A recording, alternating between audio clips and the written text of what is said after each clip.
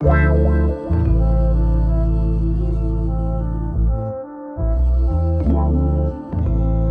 and Hip Hop EP review, Tobe Nwigwe, The Pandemic Project. Before we get into the review, just want to give y'all some little background on Tobe Nwigwe, because he is relatively new. So he is 33 years old. He was a star linebacker at the University of North Texas before foot injury derailed his athletic career. What derailed? I'm sorry. He was a linebacker at the University of North Texas. His foot injury derailed it. Yeah, foot injury derailed his football career. He is Nigerian American. Tobe is short for Tobe Chukwu, which is the Igbo word for praise God. So that's what his name means. That's pretty dope. He is married to a woman named Fat. They live in Houston. And pretty much everything he does includes his wife and his family, which is why you see it on the album art, which is super dope. And I was originally brought to Tobe by my good friend, guys on Dead and Hip Hop know him, my guy Nigel. And me and him, we kind of went back and forth, and he kept showing me singles and stuff like that. And I'm like, man, this guy could fucking rap, and I love his content. But Dead and Hip Hop shit, life shit, work shit, I never went back and listened to an actual project. And what was so interesting about this one, I was walking into work, and one of my coworkers was playing Try Jesus, and I was like, "Yo, okay, we gotta review it." He's been around too many people that I know are listening to this guy for us not to talk about him and like how dope he is. So I was like, I presented it to the crew, and we did it. Obviously, this is a very short project minus the pandemic outro. And it's funny because when I looked at all his previous projects, he's been doing that family for family only, like outros. Like if you look at, so this is like a thing. And then most of his album covers have his family on there. So this is like an ongoing theme for him. You know what I'm saying? And, I think that intro kind of sets the tone for this whole thing. I think great projects, typically that intro does it, even though it wasn't a lot. Like, right, it wasn't. They had no hook. They had no chorus. Just him repeating it. But I think that it literally knocks you over the head, and you understand. And even how, like the sound of his music is very, I don't want to say abstract or even experimental, but it's not typical hip hop. You know what I'm saying? It's definitely. What would you say, Myke? Is it experimental? An experimental sound? I don't think. Nah. No, it sounded fairly standard to me. Yeah. Okay. It didn't strike me as experimental or anything. So his rapping starts with the track Fresh Air. And now knowing that he was a football player, I understand the football references. Because, man, he had a lot of them on this first track. And my favorite one out of it was when he says, my gun is like cover zero, I got no safety. That's a fucking hard-ass line. I never heard nobody say no shit like that. Yeah. So it's super dope. And also when he the line about Champ Bailey covering the corners and stuff like that. But, man, Tobe is super dope, man. And if you're talking about like somebody that is extremely pro-black, you can't get blacker than Tobe Nwigwe. you can't. From the content, from the empowerment part of it. Like I think like one of the most powerful songs to me is "Make It Home." Toward the end when he's talking about like our black fathers were stolen from us. They're taken from us. Like that's so powerful. You know what I mean? It just made me sit and reflect of all of the people that I know, all of the people that you see on the news and TV and stuff like that that just don't make it home. And it also made me start thinking about like when I was younger and my mom, like that's the only thing she would tell me. Just make sure you make it home. Like just make sure that you let me know that you're okay. And as a kid, you run in the streets, you doing your stuff. You're like, man, what you talking about? I'm good. But as you get older and you see the world for really what it is, man, like being a person of melanin, like you may not make it home, and your parents are scared for you. And I never really understood that. And I never really even thought about that until, my family started getting bigger, like my brothers having babies and stuff like that. But that song just really, it hit home. Like his music, it just hits a different chord. It really makes you reflect on, what it is that we're actually dealing with in the world today, man. I agree with you. Yeah, I mean, for this to be a short project, he definitely, got out what he wanted to accomplish with this as far as, dealing with this. black folks dealing with dealing with this whole pandemic. Like, you know what I'm saying? Not only that we got to deal with a disease that's taking us out, but we got to deal with stuff that's going on outside. I think the fresh air, is kind of like a good play on words. It's kind of like, we always been stuck in this house, been kind of quarantined. You got to get some fresh air. And Make It Home is definitely one of my standout joints too, because it's like, that's another one play on words where he can either be talking about you making it home, like home, literally home, or us going home when we, or whatever. So like, I think that's definitely a dope play on words. Because when I was listening to Journey, I thought it was the same song, because it transitioned to Make It Home, and I was like, wait a minute, this is a new track. But yeah, Fresh Air definitely showcases rapping skills. I definitely like that. And now you mentioned him being when you said he played football, I was like, okay, so that's what some of the football shit like. It clicked when I heard all the football reference, because I was like, oh shit. I'm like, damn. But then when you said that, I didn't even know that until you said it. The first few times when I listened to this, I didn't listen to the pandemic outro just because the first couple of minutes he was just talking about, like, you know what? Let me listen to it. I don't got nothing else to do. Let me just go ahead and listen to it. So, it was interesting how they, I didn't know that it sounded like the wife was the producer. Yeah. So I was just like, oh, that's dope. I thought the other girl was the producer. Oh, not Fats, but the dark-skinned girl. I think that's I thought that was the producer. Because she was saying I made a video, or I made a beat, and it wasn't. Yeah, I thought that was the wife. Okay. No, his wife is Fats, but is a light-skinned. Oh, girl. Okay. Yeah, you're right. Try Jesus was hilarious. I remember that. That went viral. I think I remember seeing that on Twitter. Yeah, and I didn't know it was the same dude until I saw the album cover, and I'm like, oh fuck, that's the same shit. But yeah, Try Jesus is funny because of course we all say some shit like that. Like, yeah, you see how that guy talk, but don't be trying me today. Like, you know what I'm saying? So I think that's definitely. You ever said that, Rod? Not in so many words. Yeah, I think it's dope, man. Of course, it always touch on how us black folks are looked at as religion and stuff like that. Sometimes how we just be like, yo, man, shit, you sell that guy shit you want to, but don't come over here with that shit. Yeah, so it's definitely a relatable joint. And then because I fight. Yeah, because I throw hands.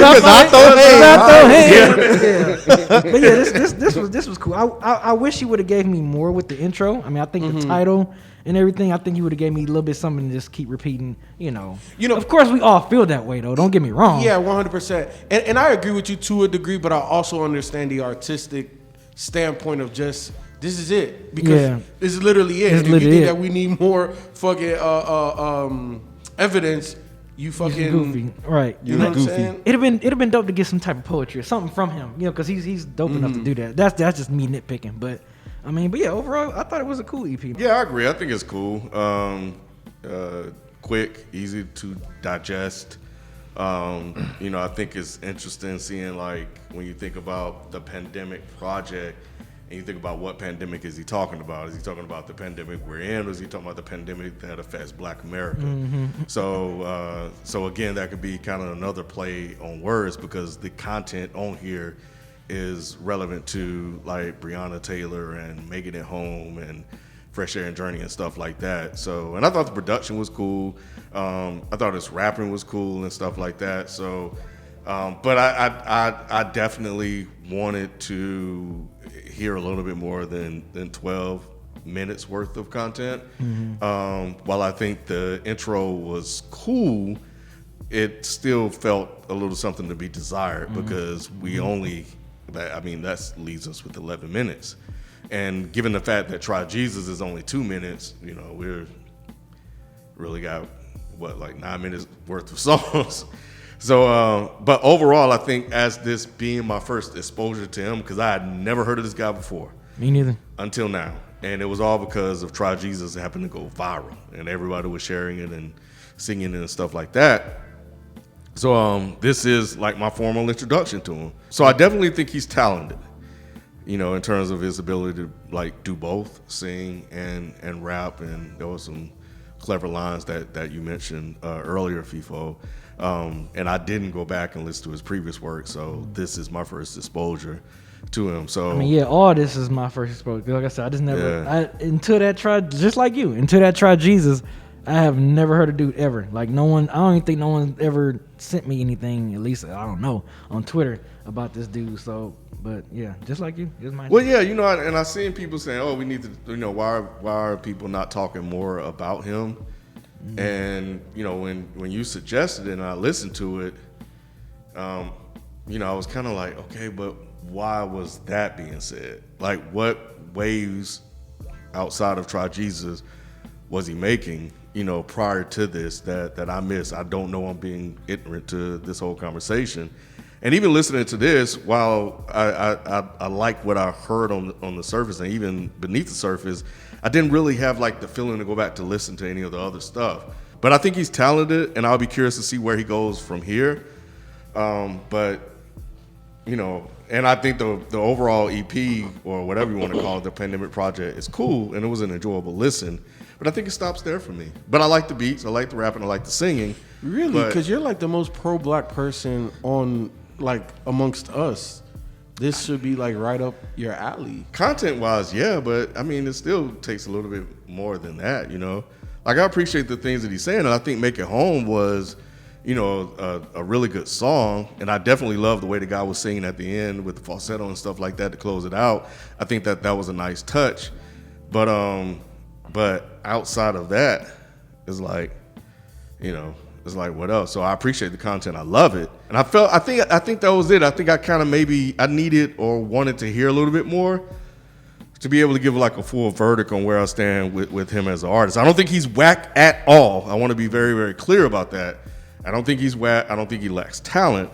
I think I just haven't heard enough, and I don't think this was enough to really generate that curiosity. I'm with you there. Like, the difference though with me is that because it wasn't enough, I went and searched for more, just to kind of see, okay, this wasn't enough for me to sell me.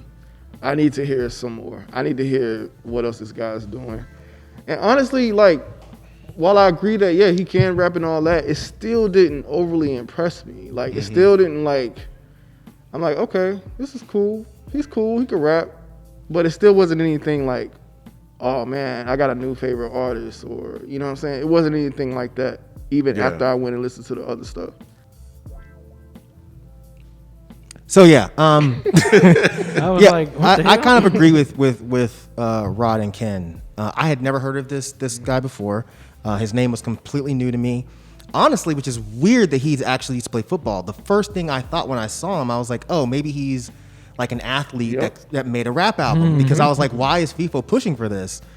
So when I put it on, I was like, all right, the Breonna Taylor thing. He was like, okay, this is fine, but it didn't really hit me like that because it was so short.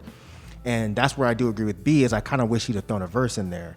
Because after I listened to this, I saw that this had taken off on like TikTok and shit. And I was like, well, that made me feel a little weird inside, because I was just like, I mean, I'm sure he didn't make it for that, but the fact that that's what it became, it just seemed a little bizarre to me. But yeah, like you said, maybe he didn't feel like he wanted to put anything else except for, y'all need to arrest the killers of Breonna Taylor and Elijah McClain, because y'all hoed that boy. And I didn't know what that meant until I had to go look it up, because I was like, hoed that boy. But apparently that's a slang that's not down here yet. And when it hit the Fresh Air, the first thing I thought was, I was like, okay, I like this production. This is nice. And I was like, yeah, and I like the way he's rapping. I thought that line about I never needed honey and dough like a baklava, I was like, that's a funny line. But I didn't like them together. I didn't like his rapping with the production. I just don't think that they were a good match. I definitely thought, I was like, yeah, this dude can rap. Yeah, this production is nice. But them together, it didn't seem like it was a good fit, at least for me. Journey, I'm trying to think if I remember Journey. Which one was Journey? Oh, that was one with the piano and the choir sample, right? That one was actually, pretty ill.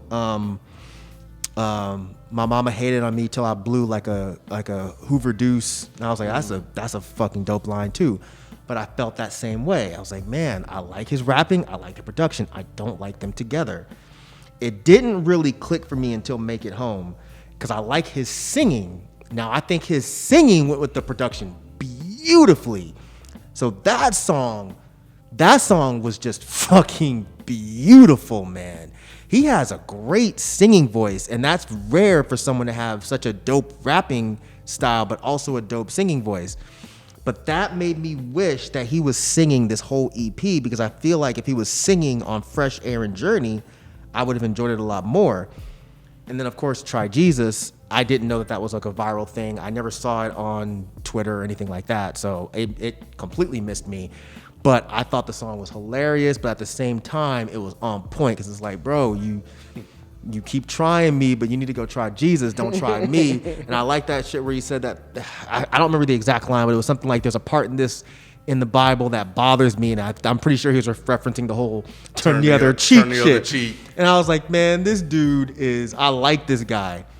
But I was conflicted because I was like, man, I'm not really fucking with this project like that. It's like, it's not coming together for me. It wasn't exactly something that I wanted to return to. So I was stuck. So I don't want to say his name because he might not want his name out there like that, but I hit my boy up and I was like, yo, do you know this guy? Are you familiar with him? Whatever. And he was like, go check out his videos. That might change your opinion on him. And he told me that he had this one song called EWU, E-W-U. Mm-hmm. He was like, check that one out. So I went and I looked up the video for EWU, and man, I almost fell out my chair. It was the same reaction as Pop Smoke. I was like, damn, now this shit is fucking dope. I just feel like the other stuff I heard that was outside of this project, for me personally, I enjoyed it a lot more. It was more up my alley. The production was kind of like tribally, and the way he was riding the beat, he's really laid back, but he's very like on it. Yes, he's very on that pocket. But I wasn't really getting that same feeling with this. Like Ken said perfectly, I'm all about the content, but I needed more. It was just like, it didn't suck me in. And I hate that it didn't suck me in. I really do, because I want to promote this more, and I will promote it more. When Ken was talking, I was like, he's crazy. Then Rod said the same thing, and then now you, and just listening to all three of y'all, I can see how this doesn't necessarily bring you in, because this isn't who he is typically on his projects. This was, I feel like, a very conscious effort to rap about the pandemic. You know what I'm saying? And it's not like that's not typical of his other projects. His other projects have similar content, very pro-black, very on it in terms of his style and production and stuff like that. But yeah, this is different. You know, if you haven't heard and this is your first opportunity, go back. Because I guarantee you will not be disappointed. If you like somebody that has lyrics, somebody that is spitting something that is positive. And he's different. He's extremely unique. And you get that feeling of him being African with some of his cadences, like how he says or raps, like you just feel that. You know what I'm saying? Because he doesn't have like an African accent or anything like that. He's very American, but it feels tribal in aspects of his music. So yeah, I'm just glad that everybody thinks he's dope. Yeah, y'all motherfuckers would have came up here talking about, oh no, he whacking. If I would have stopped here, I don't know what my opinion would have been on this person if I had not gone back and listened to other things. If I had just stopped here, I'd have been like, he's fine.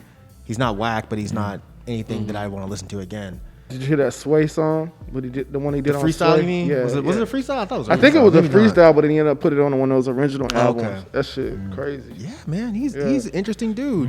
I just hope I don't know.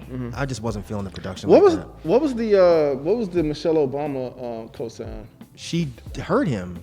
She heard heard his music and was pushing it. Okay. Oh, I didn't know that. Yeah. We doing favorite tracks? Shit. I mean, give your favorite one.